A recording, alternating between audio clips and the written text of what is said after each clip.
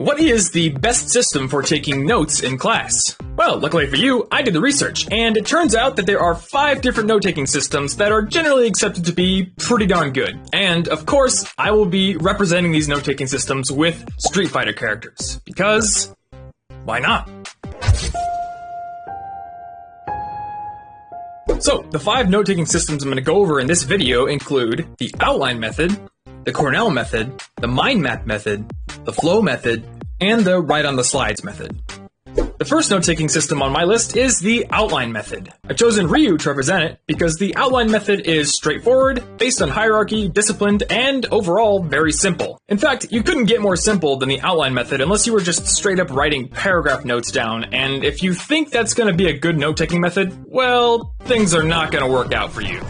So the outline method is a note-taking system that's based on bullet points and hierarchy. Basically, to take outline-style notes, you simply create top-level bullet points of all the main points in the lecture. Then you make lower-level bullet points to fill out all the details. If you're taking outline notes on paper, it's a good idea to either space out your main bullet points or summarize them at the top if your professor goes through them, and then make new bullet points that are more detailed down the line. However, if you're taking these notes on a computer like I always did in a program like Evernote or Byword or another word processor, you can easily go back, add new bullet points, and format things without having to mess up the structure of your document too much. So honestly, for the outline method, I think using a computer is a perfect approach. The second note-taking method on my list is the Cornell method, and I've chosen Chun-Li to represent it because she's got multiple kicks and it's got multiple sections. The Cornell method was developed by Walter Pock back in the 1950s, and it still holds up pretty well today.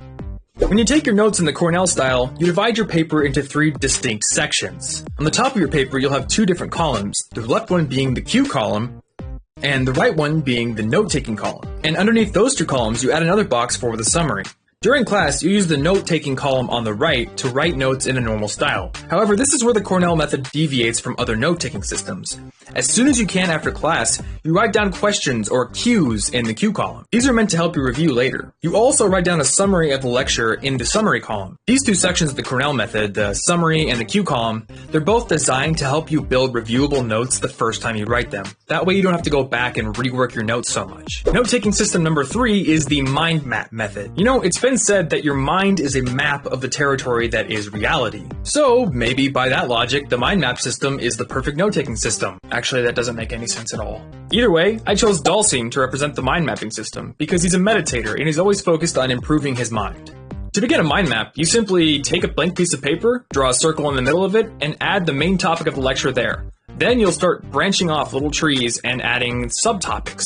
Eventually you'll have lots of little branches and you'll create a mind map. I never actually used mind maps for my class notes, but I have used them for blog post topics before. When I wanted to write a blog post on all the ways you could save money in college, I wanted to make sure I could cover all my bases.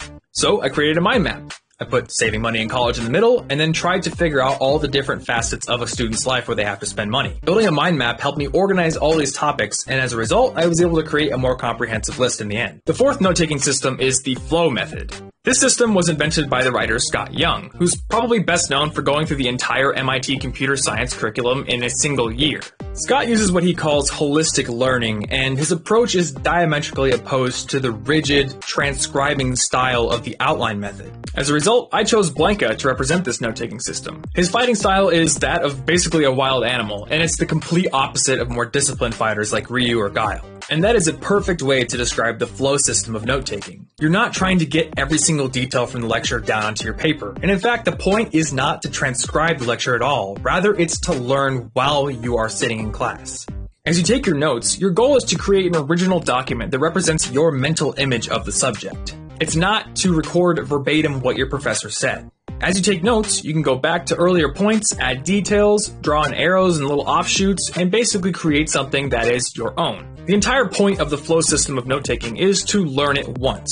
This lets you accelerate your learning, and that's the real strength of the system. Final system of taking notes is the lazy man's way of taking notes.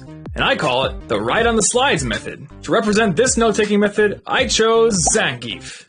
Because Zangief. Seriously, do you really think I put a whole lot of thought into these things? If your professor actually lets you download the lecture slides before class, then it can be pretty convenient to just go print them off the computer lab and write directly on them. One of the cool things about this method is that the slides more or less mirror the flow of the lecture, so you almost get a sort of timeline view when you take notes on slides. It's kind of like SoundCloud, where people can actually leave comments at specific times during an audio file. Taking notes on slides isn't that accurate, but it's pretty close. And when you do it, you can look back and say, okay, at this slide, he was talking about return on the cost of buzzwords, synergy management. So those are the real strengths of the method. You don't have to write as much because the slides sort of do it for you, and you get a sort of timeline view for your notes. So those are, in my humble opinion, the best 5 note-taking systems out there. Which one's right for you? Hey there! Thanks for watching my video on the different note-taking systems you can use. If you like this video, I would absolutely appreciate it if you could give it a like and share it with a friend who's maybe not as good at taking notes as you are. Charity's a good thing, right? If you want to get more videos every single week on being awesome at college, including more videos on how to take better notes, which I'll have coming out in the next couple of weeks, then hit the subscribe button up in the corner. Yeah, that one.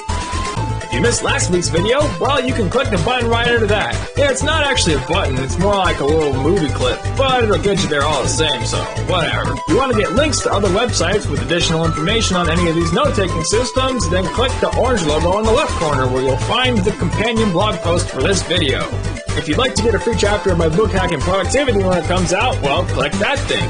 Also, if you would like to suggest any other video ideas for the future or leave a comment, then leave a comment. Or you can connect with me on Twitter.